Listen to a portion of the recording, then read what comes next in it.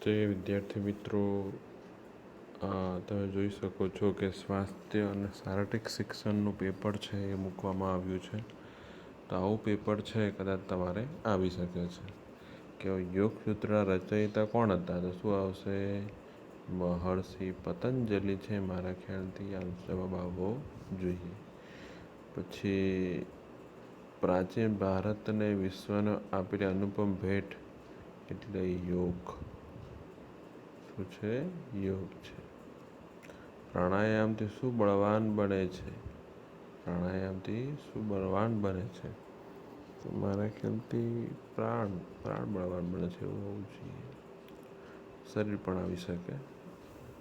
વિશ્વનું સૌથી પ્રાચીન સાહિત્ય કયું છે? તો વેદ, ઉપનિષદ વગેરે એ સૌથી પ્રાચીન સાહિત્ય છે. કયું આસન બેસીને કરવામાં આવે છે? આમાં કયું આસન ઊંધા સૂઈને કરવામાં આવે છે? આ બધું શીખવા જેવું છે. કયું આસન કરવાથી શરીરની આકૃતિ ખેંચેલા ધનુષ્ય જેવી હોય છે? તો આમાં મારા ખ્યાલથી ધનુરાસન છે જવાબ આવી જોઈએ. તાડના વૃક્ષ જેવું તો કદાચ તાડાસન છે આવવું જોઈએ. કયું આસન શરીરની સ્થિતિ મૃત શરીર જેવી રાખવાની હોય છે? તો શવાસન છે આવવું જોઈએ. જે શરીરમાં કોઈ રોગ નથી એટલે શું કહેવાય? નિરોગી. કેવા વાતાવરણમાં રમત અને સ્પર્ધાનું પરિણામ સારું આવે છે? ખુશનુમાવી પણ આવી શકે અને અત્યંત ઠંડા. બેમાંથી જવાબ છે અહીંયા આવી શકે. એકાએક બનતી ઘટનાને શું કહેવાય? અકસ્માત કહેવાય. અકસ્માત. પછી છે આગળ જોઈએ છે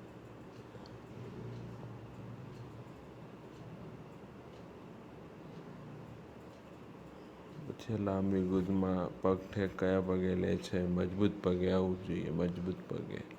ડાબા જમણાની મજબૂત પગે. બરાબર. તો આ બહુ શીખવા જેવું છે. પછી કબડ્ડી મૂળ કઈ પ્રજાની રમત છે? તો મારા ખ્યાલથી ભારતીય છે આવવું જોઈએ. અને પછી ખોખોમાં કેટલા ખેલાડીઓ ચોરસમાં બેસે છે? પણ શીખવા જેવું છે. પછી ક્રિકેટની રમતની શરૂઆત કયા દેશમાં થઈ હતી? તો ઇંગ્લેન્ડમાં થઈ હતી. આ બધા પ્રશ્નો છે. વન ડે ક્રિકેટમાં એક ટીમમાં કેટલી ઓવર રમે છે? 50 ઓવર રમે છે. બહુ સરળ પ્રશ્નો છે એ પૂછવામાં આવ્યા હતા.